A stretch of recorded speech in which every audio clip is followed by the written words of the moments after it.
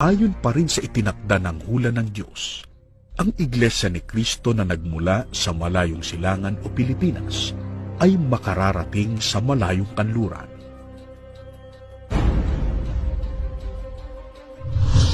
Nagsimulang matupad ito ng pangunahan ng kapatid ni Iranio G. Manalo, tagapamahalang pangkalahatan ng Iglesia ni Cristo, taong 1968, ang pagsambang kongregasyonal sa Hawaii at California na bawang nasa malayong kanluran.